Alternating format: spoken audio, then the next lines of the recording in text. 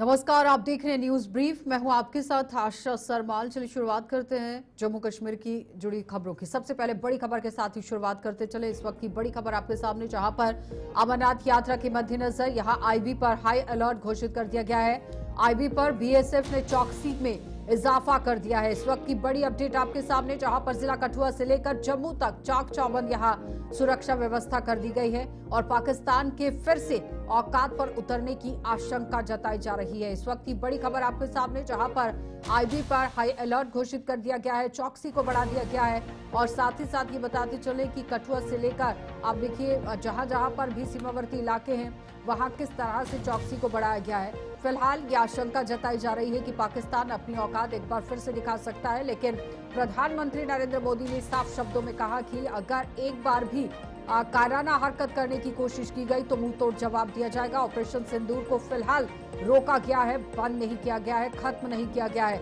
और मुंह तोड़ जवाब जब यहां पर आतंकियों को दिया गया है तो जाहिर तौर पर पाकिस्तान को भी मुंह तोड़ जवाब दिया जाएगा। लेकिन आशंका ये जताई जा रही है कि पाकिस्तान किसी कायराना हरकत को अंजाम देने की कोशिश कर सकता है और उसी को मद्देनजर रखते हुए बीएसएफ पूरी तरह से अलर्ट मोड पर आ गई है और सीमावर्ती इलाके के अंदर पूरी तरह अलर्ट जो है वो घोषित कर दिया गया है।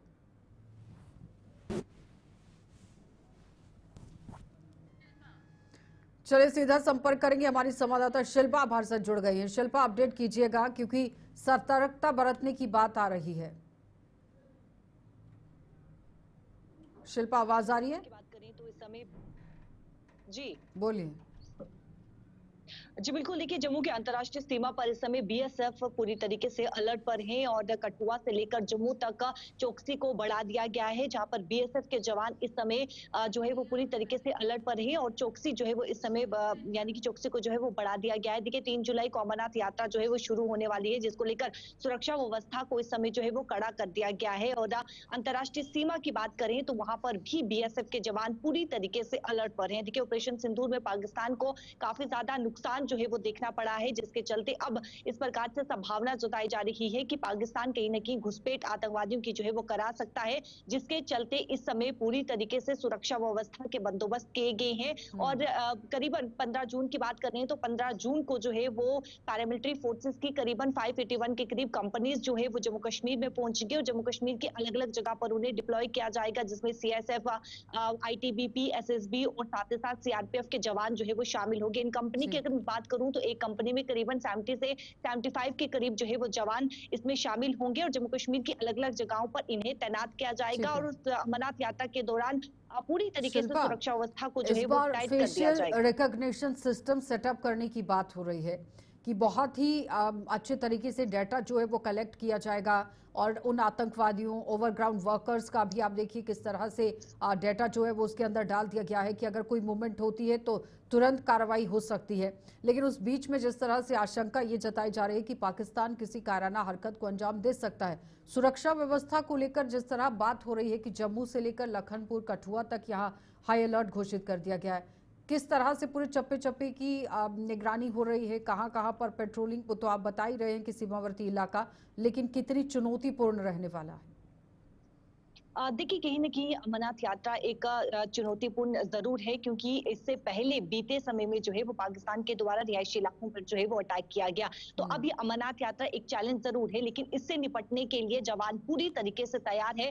अंतर्राष्ट्रीय सीमा पर जिस प्रकार से मैंने कहा कि चौकसी को बढ़ा दिया गया है, बीएसएफ के जवान वहाँ पे अलर्ट है। लेकिन वहीं पर अगर शहरों की मैं बात करूँ तो शहरों पर भी पेट्रोलिंग जो है वो रात के समय की जा रही है। दिन के समय जो है वो नाके लगाए जा रहे हैं, सीआरटी के जवान तैनात हैं और पूरी तरीके से अगर मैं जम्मू के जो प्रवेश द्वार है वहां की बात करूं तो वहां पर सीआरटी के जवान जो है वहां पर तैनात है, वहां पर पेट्रोलिंग की जा रही है और आने जाने वाले वाहनों को भी चेक किया जा रहा है। अगर किसी पर जो है वो यानी कि शक जाता है, संदिग्ध अगर कोई पाया जाता है तो उसे पूरी तरीके से जो है वो छानबीन, उनसे पूछताछ जो है वो की जा रही है। तो इस समय सुरक्षा व्यवस्था को पूरी तरीके से पुख्ता कर दिया गया है, ताकि यहाँ पर जो भी श्रद्धालु पहुंचेगा उसे किसी प्रकार की कोई भी परेशानी ना हो, ना ही कोई मन में भय हो, ना ही कोई मन में डर हो। तो यहाँ पर अगर मैं श्रद्धालुओं की बात करूं तो आप देखिए रजिस्ट्रेशन जो है वो काफी ज्यादा पिछले साल के मुकाबले इस साल जो है वो काफी ज्यादा देखने को मिली है। तो श्रद्धालुओं की संख्या भी बढ़ चढ़कर जो है वो निकल ठीक कर है सामने शिल्पा। आएगी। तो उससे पहले सुरक्षा व्यवस्था कड़ी कर दी गई। बहुत बहुत धन्यवाद जुड़ने के लिए। तो फिलहाल अमरनाथ यात्रा से पहले ही सुरक्षा व्यवस्था को कड़ा कर दिया गया है और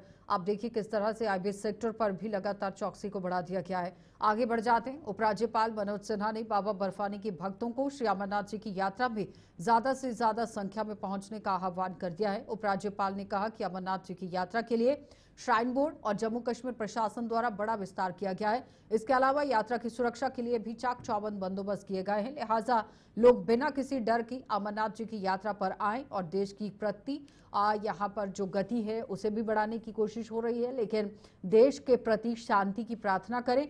और इससे पहले उपराज्यपाल ने आज बाबा बर्फानी की पवित्र गुफा में प्रथम पूजा में भाग लेकर जम्मू कश्मीर की शांति और खुशहाली की कामना की।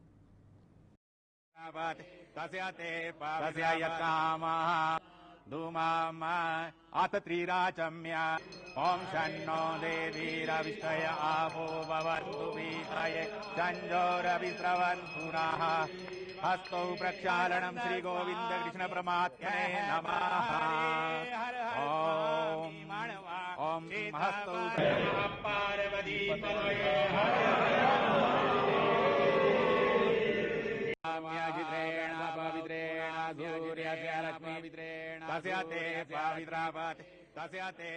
बाबा अमरनाथ की संपन्न हुई। मैं सभी बाबा के भक्तों से निवेदन करूंगा वो बड़ी से बड़ी संख्या में आवे। 3 जुलाई से यात्रा प्रारंभ होने वाली है और रक्षाबंधन 9 अगस्त तक चलेगी। श्राइन बोर्ड और जम्मू कश्मीर प्रशासन ने मिलकर के यात्री सुविधाओं में भी बड़ा विस्तार किया है। सुरक्षा की दृष्टि से भी हमारे जम्मू कश्मीर पुलिस, सेना, सीआरपीएफ, बाकी हमारे सीएपीएफ के सभी अधिकारियों ने बड़ी चाक चौबंद व्यवस्था की है। इसलिए मुझे लगता है कि किसी को कुछ भी सोचने की जरूरत नहीं है। पूरी तरह से हमें बाबा का आशीर्वाद लें। कश्मीर की प्रगति और देश की प्रगति के लिए प्रार्थना करें। डिप्टी सीएम सुरेंद्र चौधरी ने कन्याकुमारी को कश्मीर घाटी के साथ रेल मार्ग से जोड़े जाने पर अपनी खुशी का इजहार किया है। डिप्टी सीएम ने कहा कि जम्मू कश्मीर के इतिहास में ये एक ऐसी उपलब्धि है जिससे हमारे उन बुजुर्गों का सपना साकार हुआ है जो इसके साक्षी नहीं बन पाए। उन्होंने कहा कि कन्याकुमारी से कश्मीर तक ट्रेन पहुंचने से अब आर्थिक तौर पर कमजोर लोग भी कम लागत में कश्मीर घाटी के नजारे ले सकेंगे। इससे यहाँ रोजगार और पर्यटन के साथ साथ उद्योग को भी बढ़ावा मिलेगा।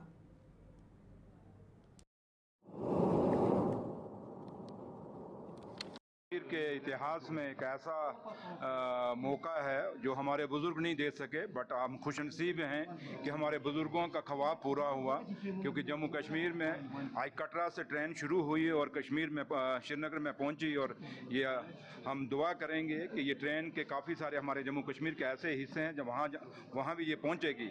लेकिन जो आज ट्रेन जो हमारी यहाँ पहुंची, हम यही भगवान से दुआ करेंगे कि इस ट्रेन के माध्यम से जम्मू कश्मीर उन्नति करे, तरक्की करे और वो बुलंदियां छुए जो इस ट्रेन के कारण इन 75 साल में हम नहीं छू सके थे। और इस ट्रेन के आने से हमारे बच्चों का रोजगार भी बढ़ेगा, इंडस्ट्री भी बढ़ेगी, और हमारे लोगों का जो टूरिज्म है, सबसे बड़ी जो इंडस्ट्री खासकर कश्मीर की है, वहाँ पे हमें बहुत फ़ायदा होगा और सेफ़ है। जैसे केमर रामबन आपके रास्ते बंद हो जाते थे, जहाज़ बड़ी टिकटें उनकी बड़ी महंगी हो जाती थी, ये ट्रेन एक सस्ता हमारा एक ऐसा यातायात का साधन बनेगा जिसका हम सब फायदा उठाएंगे। और सबसे बड़ी बात है, जो गरीब सपना सोचता था हिंदुस्तान के अंदर कि हम कश्मीर को देखें, इस ट्रेन के माध्यम से वो अब कश्मीर को भी देखेंगे। और जम्मू कश्मीर का जो हमारा भाईचारा है, जो मेहमान नवाजी जिसके लिए जम्मू कश्मीर जाना जाता है, उसको देखेंगे और महसूस करेंगे कि जो बाहर दिखाया जाता है जम्मू कश्मीर वो नहीं। जम्मू कश्मीर के लोग भाईचारे वाले लोग हैं। ये वो लोग हैं जहाँ आज भी लोग, जहाँ वो स्टेट है जहाँ शेर और बकरी ने गड्ढा पानी पिया है, और इस स्टेट को बेशक आज नज़र लग गई और ये यूटी बन गई, लेकिन दुआ करेंगे ये ट्रेन भी आई, अब इसके साथ साथ स्टेट भी आएगा। Thank you. ज्येष्ठ पूर्णिमा के उपलक्ष्य पर जम्मू में आज श्री अमरनाथ जी की प्रथम पूजा का आयोजन किया गया। विश्व हिंदू परिषद द्वारा आयोजित यहाँ आप देखिए किस तरह से ये पूजा की गई। यज्ञ पूजा तवी रिवर फ्रंट पर की गई है, जिसमें परिषद के नेताओं के अलावा अन्य लोगों ने भाग लेकर धर्म के प्रति अपनी आस्था जताई। विश्व हिंदू परिषद की प्रदेश इकाई के अध्यक्ष राजेश गुप्ता ने बताया कि श्रावण मास की ही ये पूर्णिमा को लेकर आप देखिए किस तरह से काम होता है पूरे जम्मू कश्मीर में, लेकिन श्रावण उत्सव की शुरुआत पर भगवान शिव के सभी स्थानों की पूजा अर्चना का विशेष महत्व है और इसी के मद्देनजर आज एक अनुष्ठान किया गया।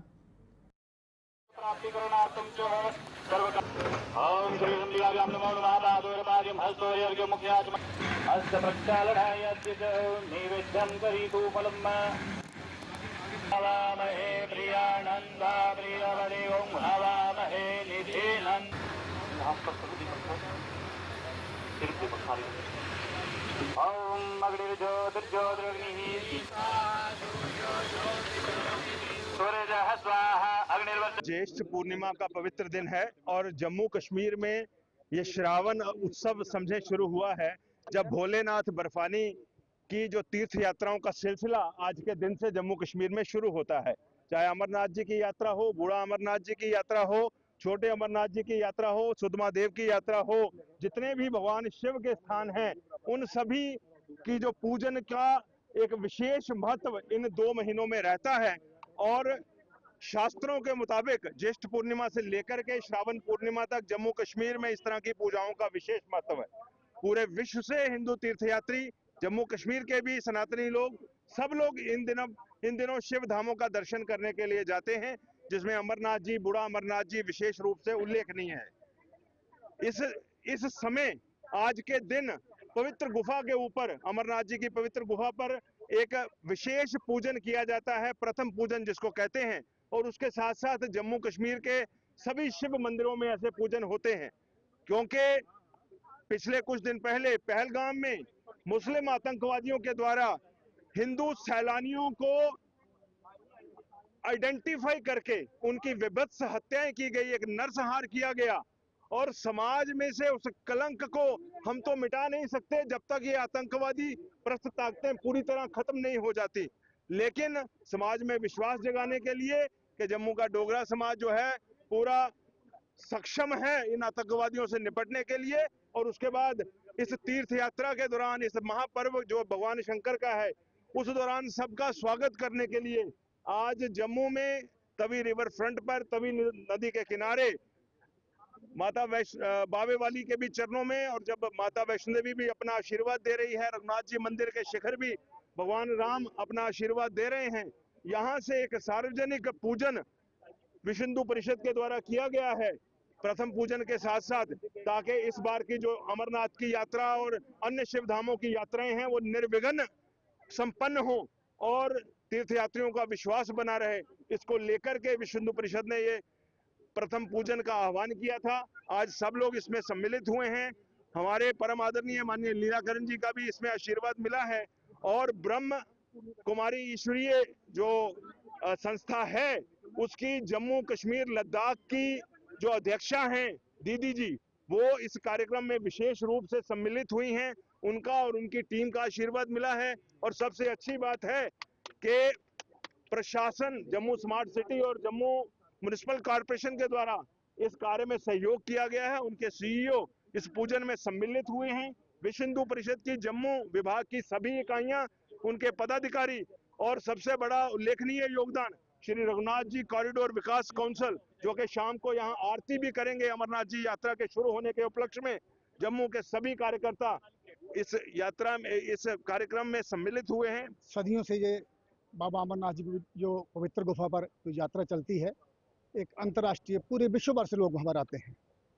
तो उसी हेतु ज्येष्ठ पूर्णिमा के दिन यह यात्रा 2 महीने पूरी आस्था के साथ, पूरी सुरक्षा के साथ और निर्विघ्न ये चलती रहे, इसके लिए ज्येष्ठ पूर्णिमा पर प्रथम पूजन होता है।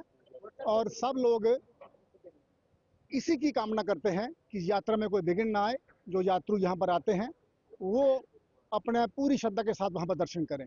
आज वहाँ पर पवित्र गुफा पर भी जो प्रथम पूजा चल रही है, वहाँ पर भी विश्व हिंदू परिषद टीम और श्राइन बोर्ड के सदस्य वहाँ पर पूजा कर रहे हैं। उसी पैटर्न पर जम्मू कश्मीर के अंदर जो यहाँ पर आधार शिविर रहता है, तो यहाँ पर विश्व हिंदू परिषद द्वारा ये आज प्रथम पूजा का ये कार्यक्रम यहाँ पर जो तवी रिवर फ्रंट ट्रैक सरकार ने बनाया हुआ है, वहाँ पर आज कर रहे हैं हम लोग। इसीलिए कि जो यात्रा 2 महीने भर चलनी है वह पूरी तरह से सुरक्षित और निर्विघ्न हो, इसमें कोई बाधा ना आए। क्योंकि पिछले दिनों जिस प्रकार से वहाँ पर एक सांप्रदायिक तांडव कुछ लोगों ने किया, एक संदेश है पूरे देश के लिए कि बढ़ चढ़ कर के आए, सुरक्षा बल आपके साथ हैं, पूरी सुरक्षा है, शासन प्रशासन और समाज की जो स्वयंसेवी संस्थाएं हैं वो सब आपके स्वागत के लिए खड़ी हैं। तो प्रधानमंत्री नरेंद्र मोदी के संकल्प से सिद्धि तक की 11 सालों के सफर की उपलब्धियों का प्रचार कर रही भाजपा का काफिला आज किश्तवाड़ पहुंचा। जिला किश्तवाड़ में भाजपा के नेता डॉक्टर ताहिर चौधरी और विधायक शगुन परिहार सहित पार्टी के नेताओं ने वहां पर मौजूद लोगों को इन 11 सालों में देश में हुए विकास और जम्मू कश्मीर को मिली सौगातों का उल्लेख किया। डॉक्टर ताहिर चौधरी ने बताया कि आज भारत का डंका विश्व भर में बज रहा है। देश में समाज के हर वर्ग को प्रधानमंत्री ने कई सौगातें दी हैं और विकास का सफर लगातार आगे बढ़ रहा है। उन्होंने कांग्रेस पार्टी पर भी जमकर निशाना साधते हुए लोगों के साथ धोखा करने का आरोप लगा दिया। कि जो मैंने बातें कही वो बातें पहले ही। बहुत बहुत धन्यवाद। एक बार मैं रिक्वेस्ट करूंगा, भारत माता की जय।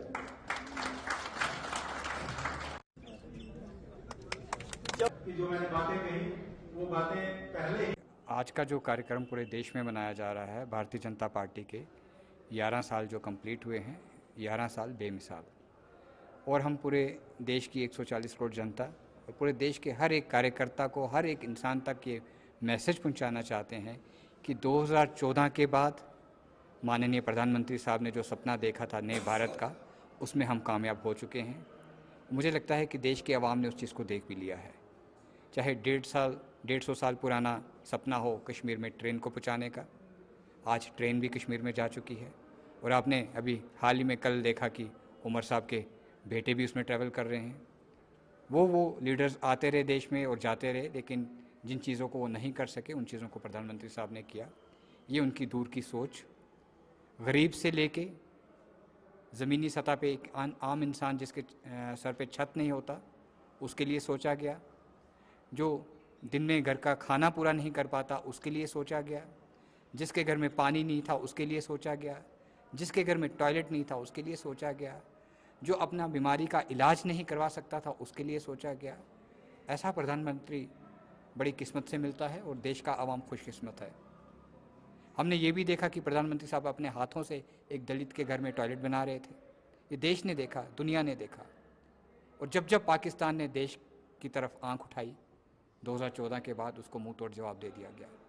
चाहे उसमें एयर स्ट्राइक हो, चाहे सर्जिकल स्ट्राइक हो, और ऑपरेशन सिंदूर में पूरी दुनिया ने देख लिया कि भारत आज कहाँ पे स्टैंड करता है। कि कांग्रेस ने हमेशा स्टोन लगाए कि हम यहाँ पे ये बनाने जा रहे हैं, उस पर करोड़ों रुपए आए और कांग्रेस परिवार ने, गांधी परिवार ने खाए। जितनी जगहों पे उन्होंने स्टोन रखे थे, चाहे टनल्स हों, रोड्स हों, हॉस्पिटल हों, कुछ भी, आज वो, क्योंकि मैं पार्टी का स्पोक्स पर्सन हूँ, ये पैनल्स पे हम ये चीज़ें देखते हैं, उन चीज़ों, उन प्रोजेक्ट्स को अगर ख़त्म किया भारतीय जनता पार्टी ने किया, माननीय नरेंद्र मोदी साहब ने किया। और प्रधानमंत्री साहब की खूबी आप देखिए, जिस प्रोजेक्ट के ऊपर 2014 के बाद शुरुआत की गई उसका उद्घाटन भी माननीय प्रधानमंत्री साहब ने भी किया। आज तक 70 साल में कोई ऐसा प्रधानमंत्री नहीं आया। सीपीआईएम के महासचिव एमबीए यहाँ बेबी ने इस साल 22 अप्रैल को पहलगाम में हुए आतंकी हमले को सुरक्षा व्यवस्था में बड़ी चूक करार दिया है। उन्होंने इसको लेकर केंद्र सरकार को जिम्मेदार ठहराते हुए उसे कटघरे में खड़ा कर दिया। श्रीनगर में सीपीआईएम के ही अधिवेशन में भाग लेने पहुंचे एमए बेबी ने पत्रकारों के सवालों के जवाब में यह आरोप लगाते हुए सरकार से संसद का विशेष सत्र बुलाकर उससे अपना पक्ष रखने की मांग कर दी। उन्होंने कहा कि जम्मू कश्मीर की सुरक्षा व्यवस्था की जिम्मेदारी उपराज्यपाल प्रशासन की है, लिहाजा सुरक्षा में चूक क्यों हुई है इसका जवाब सरकार को देना होगा। उन्होंने सुरक्षा संबंधी बैठकों में जम्मू कश्मीर के मुख्यमंत्री को न बुलाने पर भी सरकार से जवाब मांगा और स्टेटहुड का दर्जा जल्द बहाल करने की मांग की। And this is a time to reflect on what security lapses led to the murder of innocent people in Pahalgam. How the central government, which is ruling Jammu and Kashmir now, since Jammu and Kashmir is a union territory, even local state police is under Amit Shah's and Modi's control. So we need to review what led to the dastardly assassination, murder by the terrorists on 22nd April. Therefore, we reiterate our demand that there has to be a special session of parliament to discuss all these matters. Secondly, if we need to fight terrorism in Jammu and Kashmir, we have to ensure the democratic right of the people of Jammu and Kashmir, which was taken away by cancelling Article 370. It has to be restored. Full statehood also is not being restored. Still it is a union territory. There was a joint meeting of command, security top officers, unified command. The Chief Minister of Jammu and Kashmir, Mr. Omar Abdullah, he was not even allowed to be seated, participate in that meeting. An employee of the central government, sorry to state that, the Lieutenant Governor, he is being appointed by Prime Minister and the Home Minister. He was presiding over. The elected Chief Minister is not even allowed to participate. What the people of Jammu and Kashmir will think about this? National conference के सांसद आगा सहित राहुला पर दोहरे मापदंड अपनाने का आरोप लग रहा है। पिछले कुछ समय से आगा राहुला की अपनी ही पार्टी के साथ जारी तनातनी को लेकर पीडीपी के वरिष्ठ नेता और पार्टी महासचिव महबूब बेग का बयान सामने आया है। उन्होंने कहा कि एक तरफ आगा राहुला नेशनल कॉन्फ्रेंस के खिलाफ जहर उगल रहे हैं और दूसरी तरफ विभिन्न मंचों पर पार्टी का बचाव भी कर रहे हैं, जिससे ये साबित हो गया है कि वो दोहरे मापदंड अपनाकर लोगों को बरगला रहे हैं। महबूब बेग ने उमर अब्दुल्ला की सरकार पर भी निशाना साधते हुए उस पर लोगों की उम्मीदों पर खरा ना उतरने का आरोप लगाया है। उसमें कहा था कि आगा राहुला साहब एक बागी हैं जो अपनी महल को नहीं छोड़ रहे हैं, अपनी महल में ही है मगर बागी हैं। ये चलता नहीं है, ये नहीं चलने वाला है। आगा साहब ड्यू रिस्पेक्ट टू हिम, उनको मैं कहूँगा अगर आप बागी हैं, आप क्या कहते हैं? आप कहते हैं कि उनकी पार्टी गद्दारी कर रही है लोगों से, बिट्रेयल कर रही है लोगों से, लोगों को लेट डाउन कर रही है, मगर मैं वहीं रहूंगा। खबरदार अगर आपने इस पार्टी के खिलाफ बोला, खबरदार अगर आपने इस पार्टी को कुछ कहा, क्रिटिसाइज किया, ये दो बातें नहीं चलती हैं। एक ही बात कीजिए, आप यहाँ अपोजिशन में रहिए और खुल के इनकी मुखालफत कर लीजिए, या आप वहां रह के ये बात मत कीजिए। आप एनसी का प्लेटफॉर्म यूज करके एनसी के खिलाफ बातें करते हैं ताकि लोगों को मिसलीड करें। ये मिसलीड करना आप छोड़ दिए, ये डिसेप्शन छोड़ दीजिए। अब उमर साहब 8 महीने हो गए, वो कुछ नहीं कर रहे हैं, वो हमें पूछ रहे हैं। बाकी बड़ी बातें आप छोड़ दीजिए, बेकारी, बेरोजगारी, health system, education system, article 370, resolution, वो तो बड़ी बातें हैं। वो कह रहे हैं कि मुझे बताओ उनको जिनको लोगों ने मैसिव मैंडेट दिया है 8 अक्टूबर को, 8 महीने हो गए, वो कहते हैं मुझे बताओ श्रीनगर की जामिया मस्जिद में किसने रोका, किसने ताला लगाया और किसने मीरवाइज को वहाँ नमाज पढ़ने से बंद किया। उमर साहब, आप सवाल पूछने का हक जो है 8 अक्टूबर को खो चुके हैं। आपको जवाब देना है, आपको अकाउंटेबल होना है, आपको हमें बताना है कि क्यों जामिया मस्जिद बंद थी, आपको हमें बताना है कि मीरवाइज को क्यों नहीं नमाज पढ़ने की इजाज़त दी गई। आप विक्टिमहुड का काम करते हैं। आप कहते हैं मैं इलेक्टेड चीफ मिनिस्टर हूँ, मेरे पास कैबिनेट भी है, सब कुछ है, मगर काम में कुछ नहीं करूँगा। अब अगर ये यूनियन टेरिटरी है, देखिए ये भी मिसलीडिंग है। यूनियन टेरिटरी है ना, तो केजरीवाल भी यूनियन टेरिटरी के चीफ मिनिस्टर थे। क्या उन्होंने हेल्थ सिस्टम ठीक नहीं किया? क्या एजुकेशन सिस्टम ठीक नहीं किया? जहां मज़ाहमत करनी थी, क्या वो लेफ्टिनेंट गवर्नर के बाहर प्रोटेस्ट नहीं करते थे? क्या वो फाइल्स के लिए वेट नहीं करते थे? हमसे नहीं। उमर साहब, मेहरबानी करके केजरीवाल साहब से ही सीख लीजिए कि यूनियन टेरिटरी में कैसे लोगों की परेशानियां दूर की जाती है, कैसे लोगों की बेकारी बेरोजगारी दूर की जाती है, कैसे लोगों को, आपने कहा था मैं मुफ्त गैस सिलेंडर दूंगा, अब तो गैस सिलेंडर नहीं मिलता, उसकी कीमत। बिजनेस रूल पे पीडीपी की रिएक्शन जानने की कोशिश करते हैं। बिजनेस रूल्स पे नहीं, बिजनेस रूल्स केजरीवाल के पास नहीं थे बिजनेस रूल्स। ये देखिए, आप ये मत कर लीजिए। अगर उमर साहब आप कुछ नहीं कर सकते जब तक स्टेटहुड आपको नहीं मिलेगा। अभी प्राइम मिनिस्टर से आपने प्रमोशन की बात की, ये आपकी ज़ाती प्रमोशन की बात नहीं है, ये हमारे वकार का सवाल है, ये हमारी डिग्निटी का सवाल है। जम्मू कश्मीर के लोगों को आप हमारी डिग्निटी को रेस्टोर कीजिए, इसलिए आपको मैंडेट दिया था, इसीलिए हमने हारा। मैं तो कश्मीरियों को सलाम करता हूं कि उन्होंने एक तरफा मैंडेट देके उनको सारी ताकत बख्श दी कि आप हमारे मसाइल हल कीजिए। अब आपने हाथ खड़े कर दिए पहले दिन से, आप कहते हैं मैं कुछ नहीं कर सकता हूँ। अगर आप कुछ नहीं कर सकते तो मेरी गुजारिश है उमर साहब से, गुजारिश है कि आप तनख्वाहें लेना छोड़ दीजिए, आप अपने कैबिनेट मिनिस्टर्स की तनख्वाहें बंद कर दीजिए, टीए डीए आसाइश आराम बंद कर दीजिए, और वो जो पैसे हैं वो बेकार बेरोजगार नौजवानों में बांट लीजिए, वो जो पैसे हैं वो आप डेली वेजेस में बांट। न्यूज़ ब्रीफ में इतना ही, इजाजत दीजिए, नमस्कार।